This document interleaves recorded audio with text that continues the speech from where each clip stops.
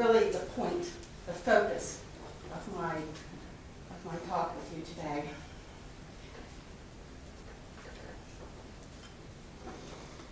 I find that this is a violation, and I spoke about this at this May 7th hearing before Mr. Nash, of the basic 14th Amendment constitutional rights of rural people who are bearing an undue burden of the toxic waste of civilization. We all are part of civilization. We all create waste. But rural people are not being given equal justice. All the waste of civilization, the toxic Class B waste, gets dumped upon us, which means all the health problems. My husband and I don't even eat venison anymore because of all the land that's been applied with this toxic waste. And although deer are not primarily grazers, they do graze a lot, depending on their opportunistic feeders. And they certainly drink from pools of water that will develop after a rain. And I've even recommended to my delegate who I know hunts, if you do eat the meat, be sure you don't eat any of the organ meats where these prions and these toxins would accumulate. And besides that, beside the constitutional rights under the 14th Amendment, specifically I'm speaking of the Equal Protection Clause, which is rural people should not be under an undue burden with this. All biosolids should be brought to exceptional quality, grade A. Blue Plains up in Washington, D.C. has begun, or I think has completed that process. And I know out of the list in the attachment C that Synagro has been approved to draw from, besides the food processing waste, about half of these are from out of state. So not only are we suffering from a lack of due process, it's from out of state.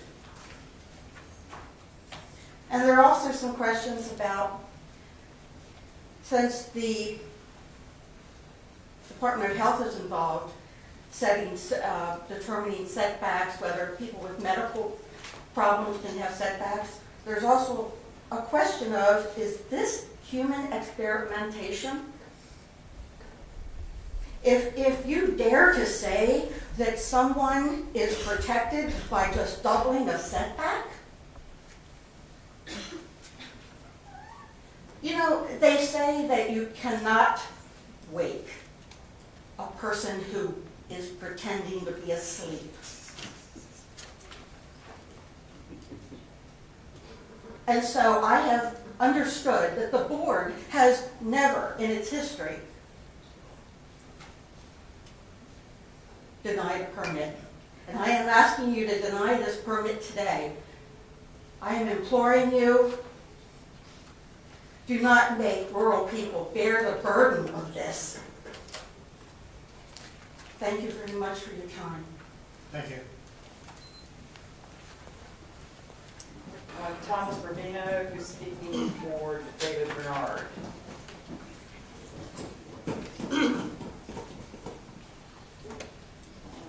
I guess it's still morning. Maybe it's afternoon. Who knows?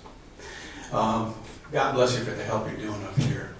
I just want to premise this. I'll say I'm Thomas Rubino. I live in King and Queen County. I've talked to the board on this issue before, and I'm glad to be able to express my thoughts to you again. First thing I want to say is I think everybody in this room, in all probability, is trying to do the right thing. Synagro is trying to raise money for its shareholders. You're all trying to make difficult decisions from an impossible, complicated issue.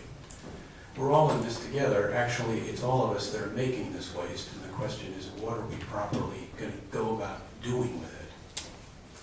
I understand that in Europe, they don't let any Class B waste go onto the land. They've long since learned that's not a workable solution. What they do is incinerate it in proper incinerators, and then they use the extra heat that's generated for heat and energy. So that seems like something that would be viable. The only reason that this has come up here today, it's not an environmental question. I don't believe the question is this best environmentally clean way to get rid of municipal sludge? I don't think there's any question it would be better to put it in landfills. I don't think there's any question that it would be better to put it in incinerators.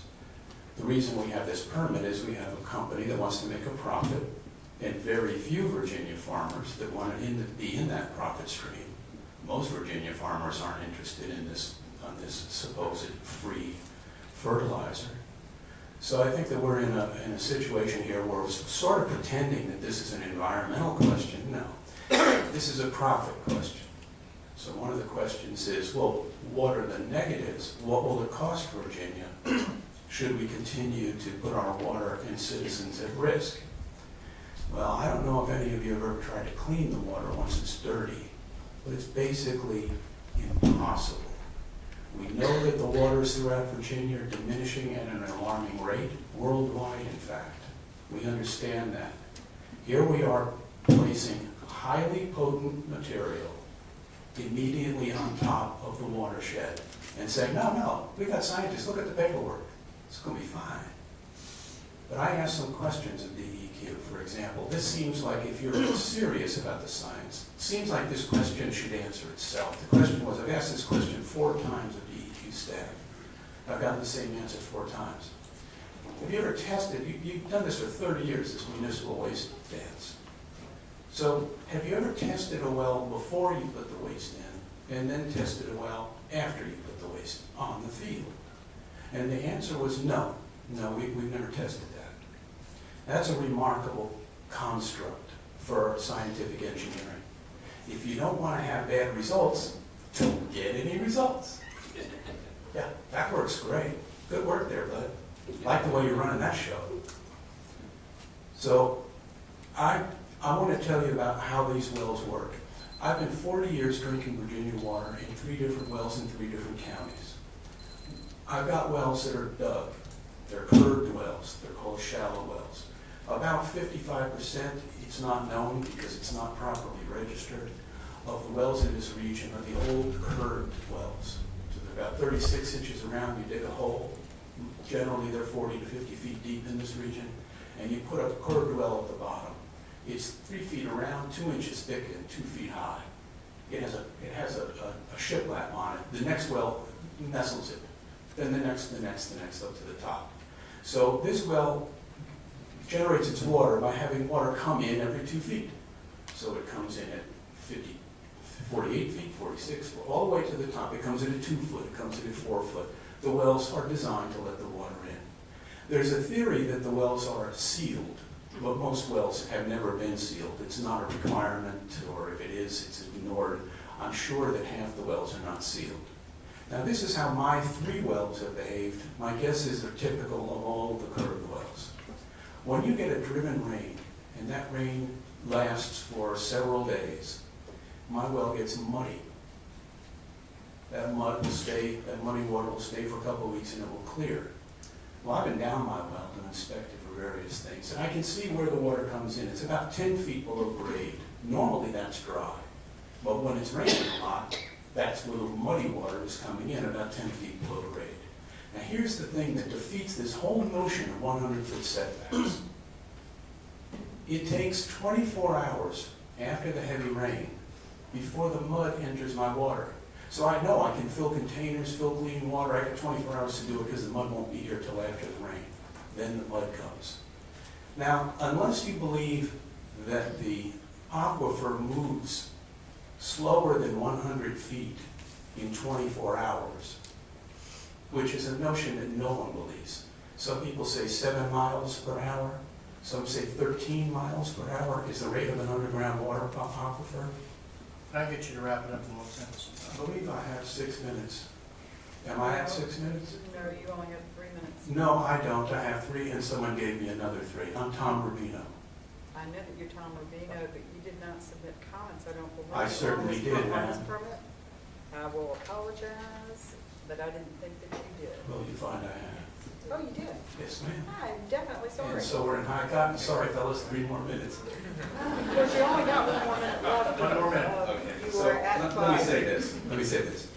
I believe that we have an issue with 5 Virginia statutes. And I believe there are 5 Virginia statutes that preclude this activity. One is, quote, public water supply uses for human consumption shall be considered the highest priority. That's not happening here. The right to use of water shall be limited to such water as may reasonably be required for the beneficial use of the public, and it shall not extend to the waste or unusable use or unreasonable method of use of such water. That's not consistent with this permit. Another statute, nothing in this chapter shall operate to offset any existing valid of such waters. It is the intent of the Commonwealth to protect water supplies for human consumption. That's not operating here. And the last is domestic and other existing beneficial uses shall be considered the highest priority uses. That's not happening here. Thank you. Thank you. Appreciate your comments. Sorry about the confusion. Tom, I apologize again. Oh, Tony Radler?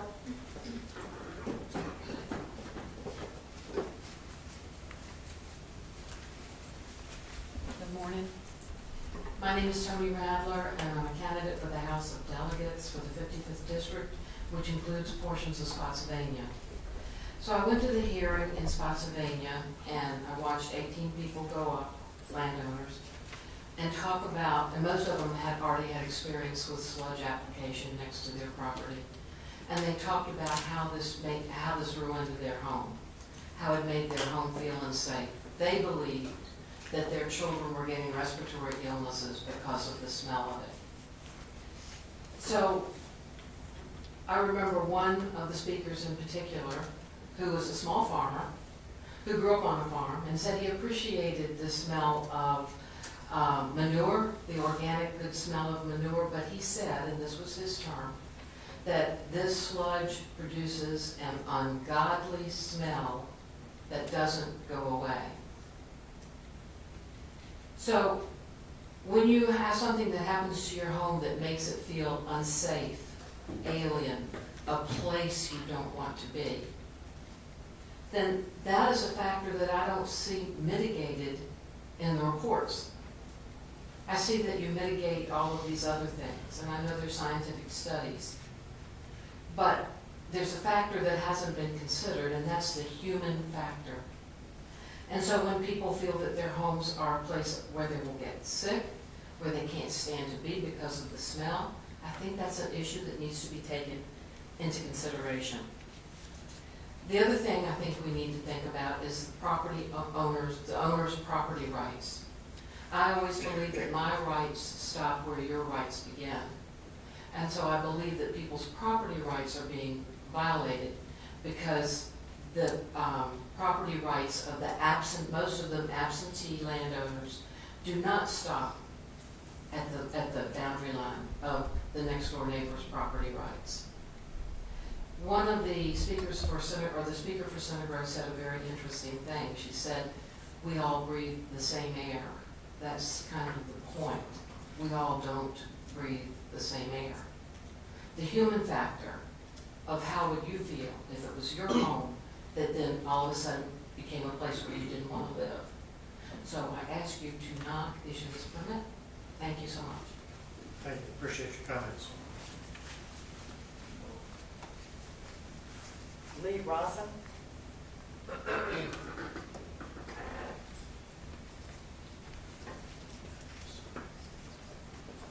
Good morning, I'm Lee Rawson from Louisa County. I've been here before, so I apologize, I might hear some of the same stuff, but anyway, I'm not a scientist. I sound like there might be some scientists here in the crowd. I don't know, everybody's got numbers and stuff they want to throw at you, but all I can use is experience. I'm here representing our family farm in Louisa County. It's Quaker Hill Farm. We actually graze cattle in Spotsylvania also. We run about 700 cows. We own about 1,300 acres, and we rent another 2,000. And of that acreage, just about all of it has had biosolids on it. Once, twice, maybe 3 times. The only parts that haven't have been in buffer areas were house buffers, wells, creeks, ponds. I like to do all that, but that's part of the regulations. You can't do those areas. But we have had extremely good luck with it. I'm here to support the Spotsylvania permit and also the program. It's probably one of the most regulated it's the most regulated fertilizer that we deal with as a farm. But like I said, we've used it. I dare say we probably have used more biosolids than anybody in the state. I think Dad started using it in the late 80s. We do it right there on our home place. We do all our lease ground. We have right there around our house. You can waive the buffer. We waive the buffer. We come right to the yard. Of course, you have your 100-foot well buffer. So we do it right in my backyard. We do it everywhere we can get it. My wife is a pediatrics nurse up in Charlottesville, Martha Jefferson. Been there for 20+ years. Have 2 kids of my own, healthy as they can be. Like I said, all I can speak is experience. And we haven't had any issues as far as the family goes. Haven't had any issues with the livestock. We sell cattle all over the United States. We also export cattle to other countries, to Russia and Turkey. All these cattle get all kinds of tests done before they can go, or quarantine and all that stuff, and haven't seen any ill effects in the cattle. I heard some talk about, like I said, I'm in Louisiana, right,